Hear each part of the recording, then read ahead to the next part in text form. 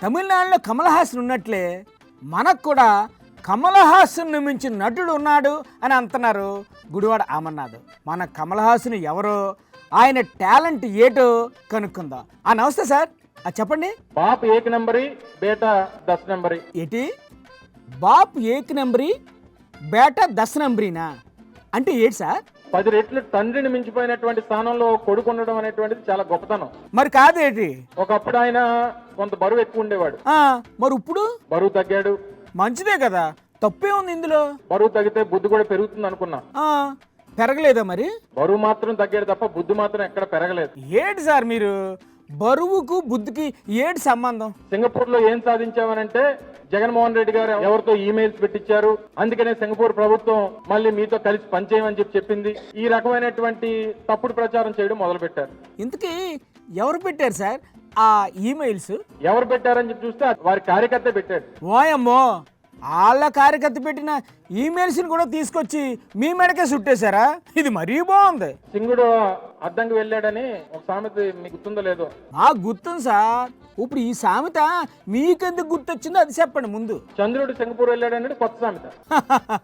ఆ సామెతను ఇలా మార్చేశారా? బాగుంది చెప్పండి. ఈ మధ్య కాలంలో చూడలేక వస్తున్నాం. ఏమైంది సార్? కొంపతీసి కొత్త సినిమా ఏమన్నా చూసారా ఏంటి? కమల్ హాసన్ గారు 10 అవతారం సినిమాలో 10 అవతారాలు వేశాడు.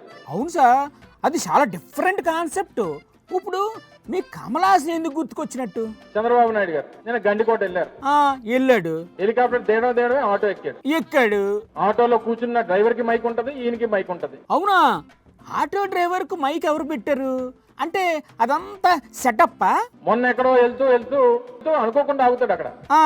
అక్కడే చేశారు. పాపం కటింగ్ చేసే నాయ బ్రాహ్మణ్ సోదరుడికి మైక్ ఉంటది. మరి ముఖ్యమంత్రి గారికి అనుకోకుండా దిగినటువంటి మన ముఖ్యమంత్రి గారికి మైక్ ఉంటది. అంటే అది కూడా సెట్టింగేనా?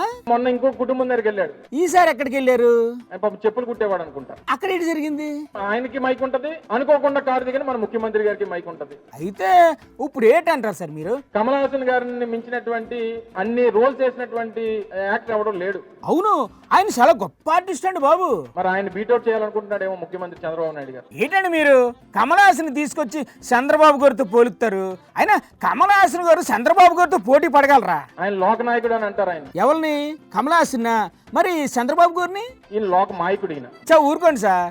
ముఖ్యమంత్రి గారు చొక్కాకి మైకులు పెట్టుకొని అనుకోకుండా అక్కడ ఒక షాట్ దిగి అక్కడ ఉన్న వాళ్ళకి కూడా ముందే మైకులు పెట్టి షో చేస్తున్నారనే అక్కస్తో మీరు అలా అంటున్నారు, కానీ ఆయన అలాంటి వాళ్ళు కాదు సార్.